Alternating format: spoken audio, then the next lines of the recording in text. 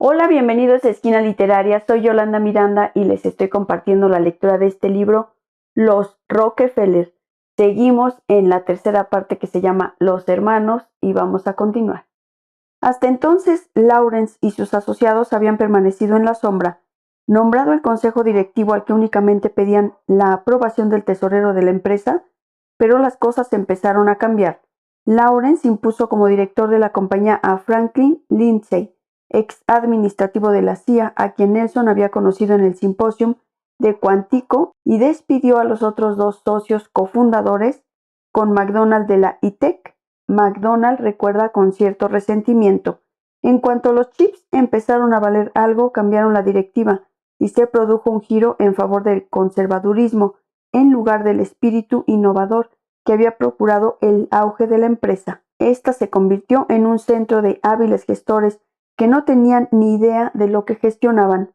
En sus primeros 15 años de especulación capitalista, Lawrence había convertido $9 millones de capital riesgo en 40 millones, y aunque un aumento de 4,5 veces del capital inicial era más que respetable, no podía por menos que reconocer el hecho de que las cantidades mucho mayores que había dejado en manos de la conservadora Socony Oil en el mismo plazo habían aumentado 3 veces sin esfuerzo alguno por su parte. Si por el contrario optaba por medir su éxito con arreglo a la pauta de que un elevado porcentaje de sus inversiones eran rentables, llegaba a la conclusión de que lo que para el hombre de la calle podía ser un albur, se convertía fácilmente en cosa segura si era un Rockefeller quien aplicaba la fuerza de su apellido, sus relaciones y su capital.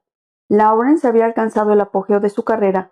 Como Rockefeller no podía permitirse el lujo de lanzarse agresivamente a acumular una gran fortuna y conseguir una vasta influencia monopolística, pero como particular y miembro de la tercera generación de la dinastía, podía considerarse feliz actuando desde la acostumbrada posición entre bastidores.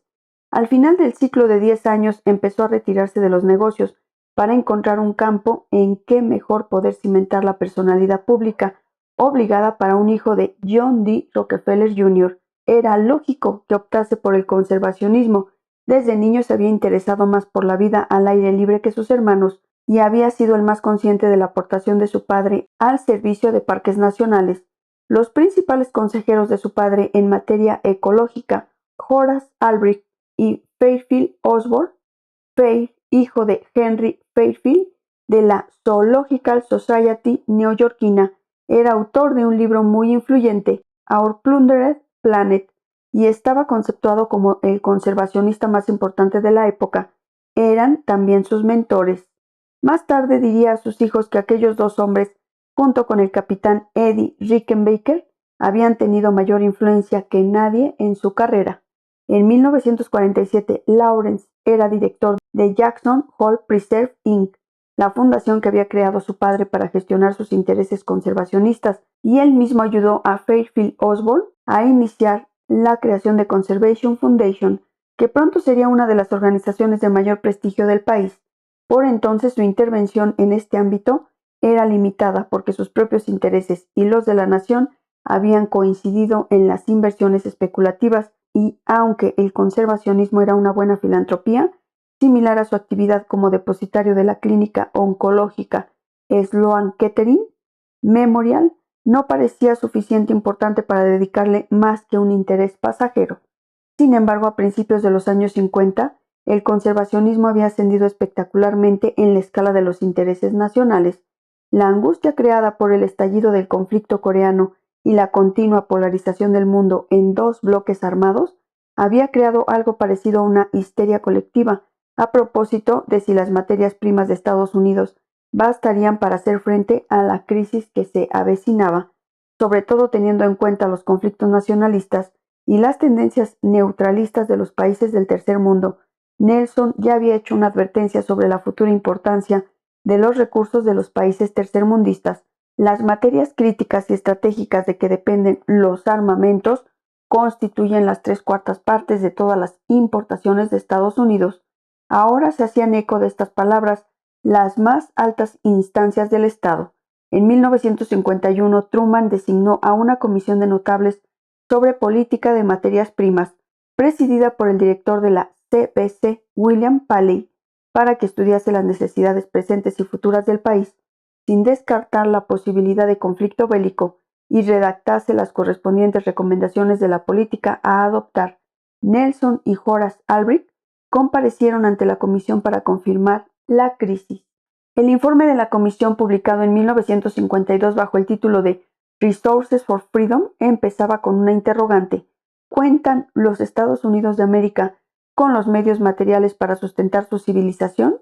Gran parte de los 5 volúmenes constituía un minucioso inventario de todas las reservas estratégicas situadas en países tercermundistas, que según el informe ofrecían la mejor solución a la problemática de Estados Unidos, al disponer de recursos naturales ricos pero poco explotados, que en su mayoría exceden sobradamente las necesidades previsibles.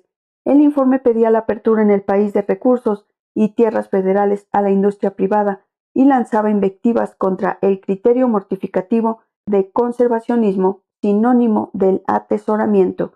Un criterio racional de conservación, en opinión de esta comisión, es aquel que lo adecúa a una gestión eficiente, al empleo eficaz de mano de obra y materias, un criterio constructivo compatible con el desarrollo y gran consumo en lugar de la abstinencia y el atrincheramiento.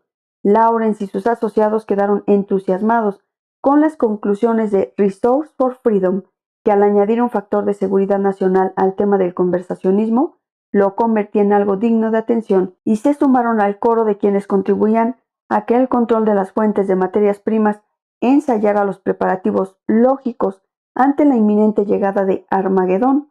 Unas semanas después de la publicación del informe de la Comisión Paley, Fairfield Osborne era laureado con la Medalla al Servicio Distinguido Theodore Roosevelt.